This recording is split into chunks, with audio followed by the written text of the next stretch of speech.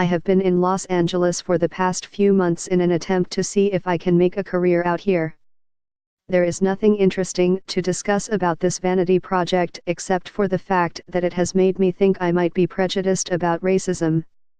Before I first arrived in the US, I had been bombarded with advice from my friends about the nightmarish experiences that anyone brown faces at immigration, and warned that I should steel myself for a thorough interrogation and a cavity search.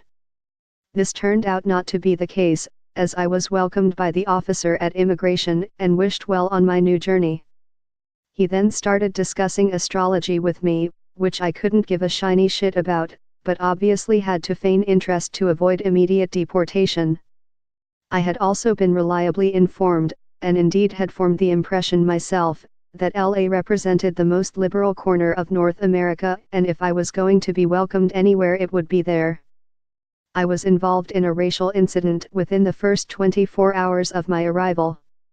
I was walking into a bar with a friend when a man immediately clocked me and followed me in.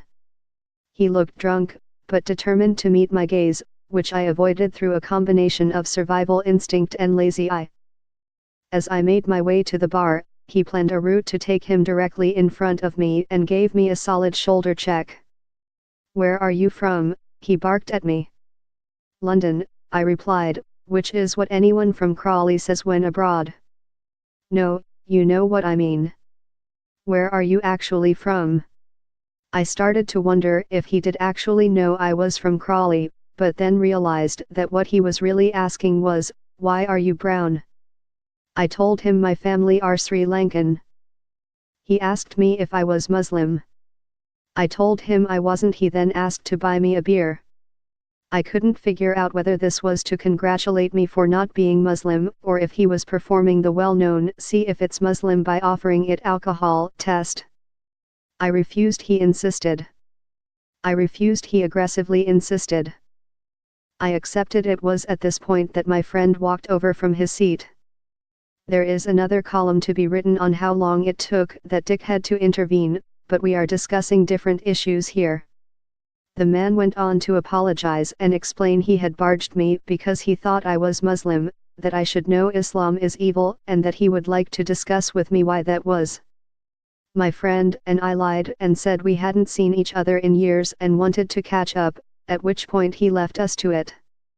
Which is fine, except for the fact I had not engaged with and tried to change the views of a man who was prejudiced. I had decided that a drink with a mate was important enough to allow a moron to continue believing these mad things and telling them to other morons who might believe him. On the other hand, why the hell should I? I am not obliged to tackle racism wherever and whenever it occurs, nor am I qualified to do so. I spent the next few days hoping he would go to prison and be on laundry duty with a really nice Muslim guy who would change his mind about Islam. But then I had just rewatched American History X, so that might have been optimistic.